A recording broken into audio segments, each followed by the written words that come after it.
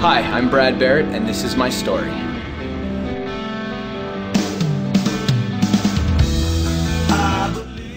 So I've lived here about 3 years now, and I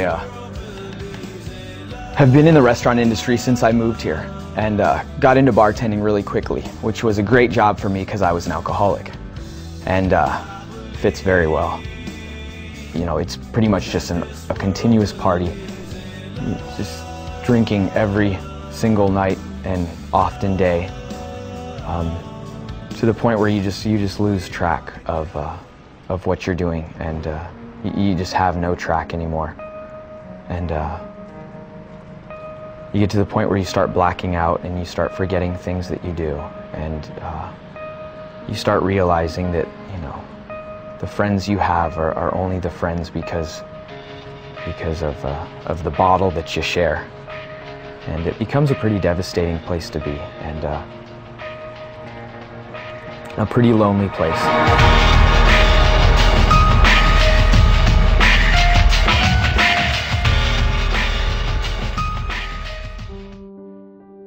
I started my life with Christian parents, which is a good thing. Unfortunately, as a lot of us do see, I was exposed to a lot of hypocrisy. My mom was an extremely active alcoholic, and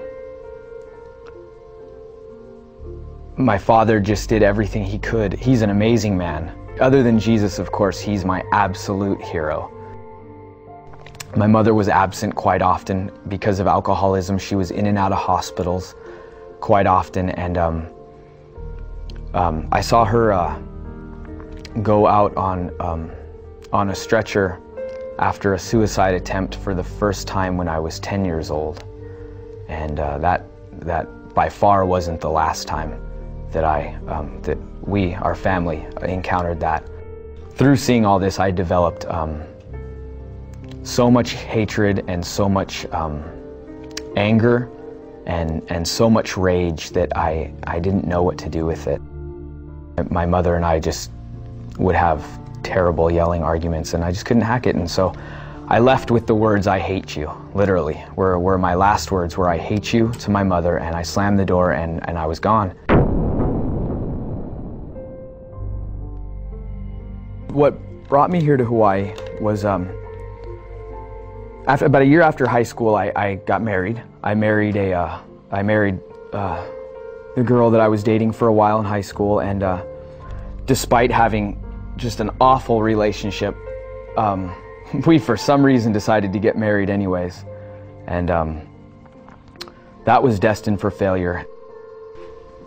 And so moving out here with the devastation of a divorce and just having no trust for anyone, and having just this continued rage just even swell up even more so, I definitely moved here to start over and to look for something brighter. You remember your first service? Fairly well. My first service was a Saturday evening. I was brought by a couple of friends that I was working with at the time at the restaurant where I bartended, and fairly reluctant to go, but went anyways. I believe I went because it was a Saturday evening, and I thought, oh, how bad can it be? It's a Saturday evening. I always thought church was, you know, a Sunday thing. The following Thursday, I believe we went to an extreme, and that was it. That was September 5th of last year, and in the message,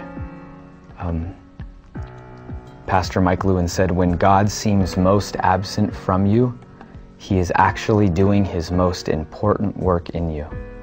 And when he said that to me, or that's how it felt, like he was saying it right to me. When he said that, it was like I just got hit with a ton of bricks. I thought to myself, well, you know, Lord, if this is the truth, I thought, if you know, you're supposedly doing your most important work in me because I can't feel you. I can't, you know, he's telling me that when I don't feel you, that's when you're actually working on me. I thought, well, then you must be doing some pretty incredible work because I've never felt you before. And I said, if this is true and you're really there, I said, give me your best shot. You know, do what you can for me. 'Cause I'm in a mess, and I come from a world of a mess. And I'm only 25 years old. And you know, if you're there, do what you can. It was at the same time I got completely knocked over and completely lifted up. And I just saw everything in a whole new light, and I was just filled with tears. And I even ran up after the service was over. I ran up to Mike, and he didn't know me from Adam. He had no idea who I was. I ran up to him just with tears, and I just like gave him a hug, shook his hand, and just said, you know, you have no idea who I am, but you just helped save my life, you know.